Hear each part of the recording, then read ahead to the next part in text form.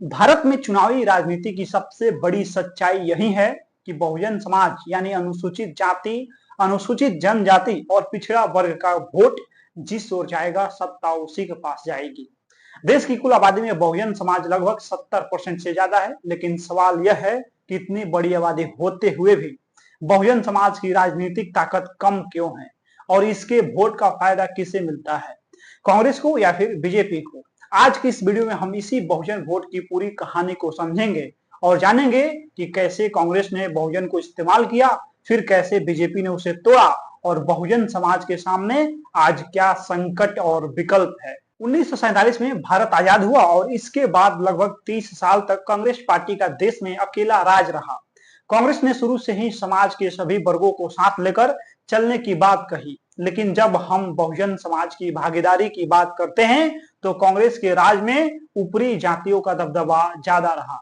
हालांकि डॉक्टर भीमराव अंबेडकर जैसे नेता संविधान के जरिए बहुजन अधिकारों की नींव रख रहे थे, लेकिन कांग्रेस ने बहुजन को सिर्फ एक वोट बैंक के तौर पे इस्तेमाल किया, उन्हें कभी नेतृत्व में पूरी तरह नहीं आने दिया।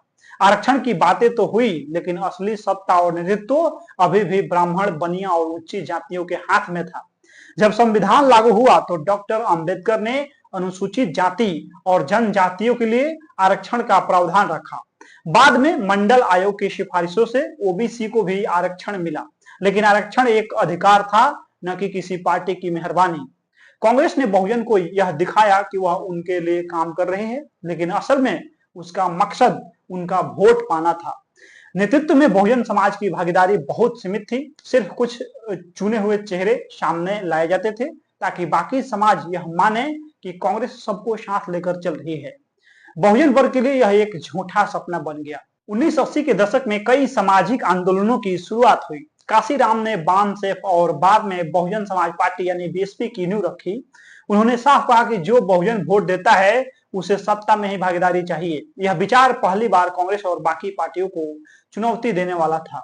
इसी दौर में मंडल आयोग की रिपोर्ट आई और वीपी सिंह की सरकार ने ओबीसी आरक्षण लागू किया। कांग्रेस उस समय बैकफुट पर आ गई। यही वह समय था जब बहुजन समाज में यह सवाल उठा कि वह हमेशा दूसरों को वोट क्यों दे, खुद अपना नेतृत्व क्यों न बनाए। यहीं से कांग्रेस के बहुजन वोट बैंक में दरार पड़नी शुरू हुई। इस पूरे सामाजिक उथल पुथल के दौर में बीजेपी ने एक अलग लाइन पकड़ी। उसने हिंदुत्व की राजनीति को आगे बढ़ाया। अयोध्या आंदोलन, राम मंदिर और हिंदू एकता के नाम पे बीजेपी ने बहुजन समाज के लिए एक हिस्से को अपने साथ जोड़ने की कोशिश किया।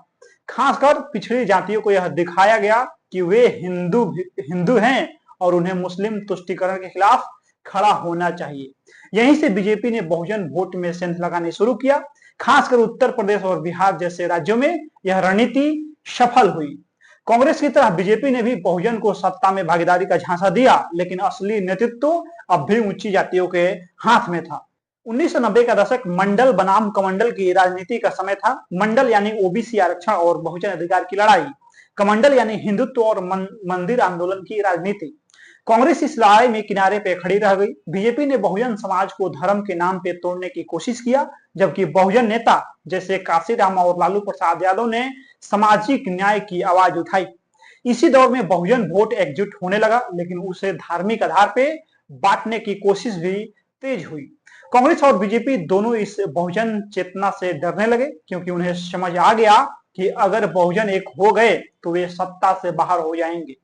बहुजन समाज के बीच से कुछ नेता जरूर उभरे, जैसे मायावती, लालू प्रसाद यादव, मुलायम सिंह यादव, रामविलास पासवान, लेकिन कांग्रेस और बीजेपी की राजनीति में आज भी शीर्ष पर वही ऊंची जातियों का वर्चस्व रहा है।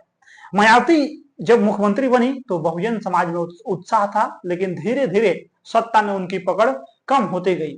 बीजेपी ने अपनी पार्टी में कुछ पिछड़े नेताओं को सामने लाया, जैसे नरेंद्र मोदी, लेकिन असली नीति और निर्णय अब भी नागपुर और ऊंची जातियों के हाथ में थे।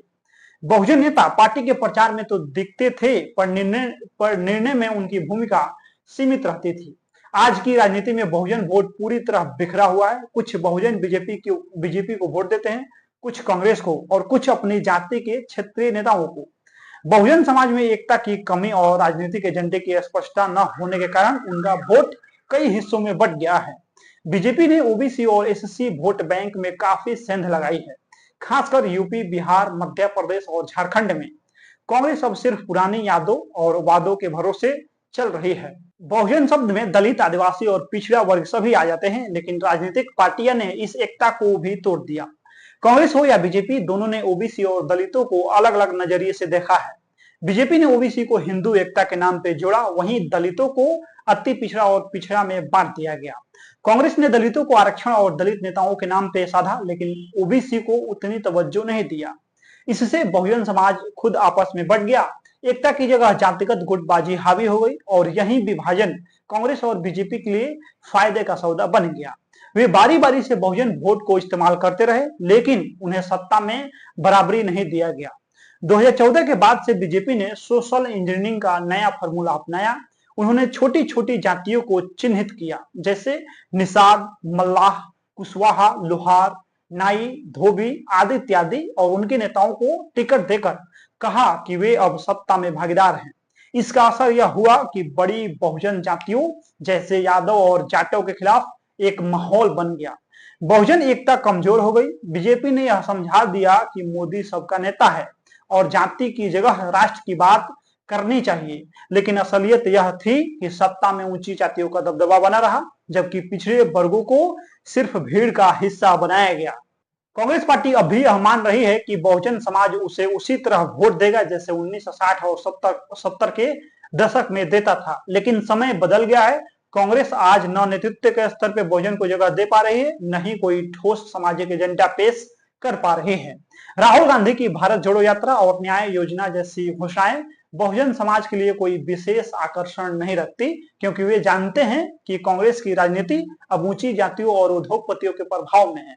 इसीलिए बहुजन वोट का कांग्रेस से मोहभंग हो गया है, लेकिन विकल्प की तलाश में वह इधर उधर भटक रहा है।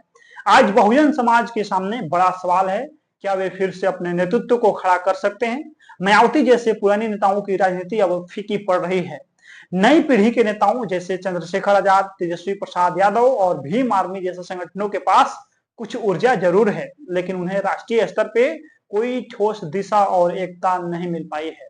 अगर बहुजन समाज फिर से एक होकर अपनी राजनीति खड़ा करे तो वह कांग्रेस और बीजेपी दोनों को चुनौती दे सकता है, लेकिन अगर जातिगत टुकड़ों में बटे रहे तो पार्टियां उन्हें सिर्फ वोट देने वाली मशीन समझेंगी, सत्ता का हिस्सा नहीं समझेंगी। आज का मीडिया लगभग पूरी तरह कॉर्पोरेट और सत्ता के इशारे पे काम कर रहा है। बहुजन मुद्दों को या तो नजरअंदाज किया जाता है या फिर उन्हें उग्र जातिवादी या पिछड़ा कहकर बदनाम किया जाता है। बहुजन समाज की कोई गंभीर आवाज या सवाल मुख्य धारा मीडिया में जगह नहीं पाता है। दलितों और पिछड़ों पे हो रहे अत्याचार, आरक्षण में कटौती, नौकरियों में भेदभाव, इन मुद्दों पर कांग्रेस और बीजेपी दोनों खामोश रहते हैं।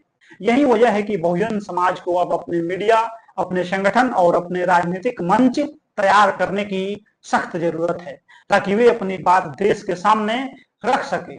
आरक्षण को लेकर कांग्रेस और बीजेपी दोनों ने बहुजन समाज को धोखा दिया है। कांग्रेस के समय में निजीकरण की शुरुआत हुई, जिससे आरक्षण की नौकरियां कम होने लगी। बीजेपी के समय में यह प्रक्रिया और तेज हो गई।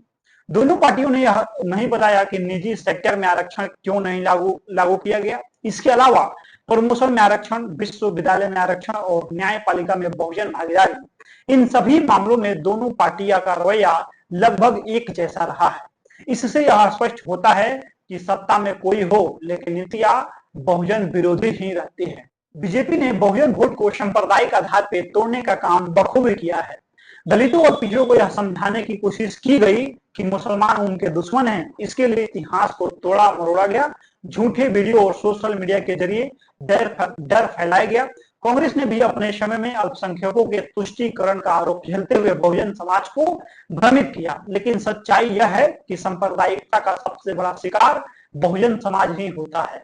जब दंगे होते हैं, जब भीड़ हिंसा होती है, तो सबसे ज्यादा मार दलितों, गरीबों और मजदूरों पर ही पड़ती है। इसीलिए बहुजन समाज को समझना होगा कि उनका असली मुद्दा रोजगार, शिक्षा और सम्मान है, न कि मंदिर या मस्जिद। बहुजन समाज के युवा अब जागरूक हो रहे हैं। Social media, YouTube, Facebook, Instagram जैसे प्लेटफॉर्मों ने उन्हें अपनी बात रखने का मौका दिया है। अब वे सवाल पूछ रहे हैं कांग्रेस और बीजेपी दोनों से। वे यह जानना चाहते हैं कि 75 साल में बहुजन समाज के कितने प्रधानमंत्री, कितने सुप्रीम कोर्ट के जज, कितने मीडिया मालिक और कितने कॉर्पोरेट बने? जवाब डरावना है, न के बराबर। इसलिए बहुजन युवाओं को अब राजनीति में सक्रिय भागीदारी निभानी होगी। केवल वोट देना काफी नहीं है, उन्हें खुद नेता बनना होगा, नीतियां तय करनी होंगी और मीडिया व शिक्षा में भी भागीदारी बढ़ानी होगी। कांग्रेस और बीजेपी दोनों ने बहुजन वोट का उपयोग अपने अपने फायदे के लिए किया है, कभी वादों के जरिए तो कभी धर्म के नाम पे। लेकिन बहुजन समाज को यह समझना होगा कि अगर वे खुद नहीं जागे तो कोई पार्टी उन्हें उनका हक नहीं देगी। अब समय आ गया है कि बहुजन समाज अपने मुद्दों, अपने नेताओं और अपने संगठन पे भरोसा करे।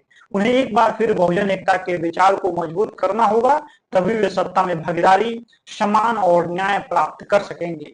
वरना वे यूं ही वोट देते रहेंगे और राज कोई और करता रहेगा। तो दोस्तों, ये थी कांग्रेस, बीजेपी और बहुजन वोट की पूरी कहानी। अब फैसला आपके हाथ में है।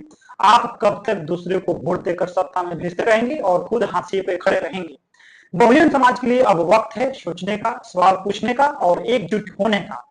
बाकी इस वीडियो में आप लोग अपना प्रतिक्रिया दे दीजिए। मिलते हैं अगला वीडियो में। बहुत बहुत धन्यवाद।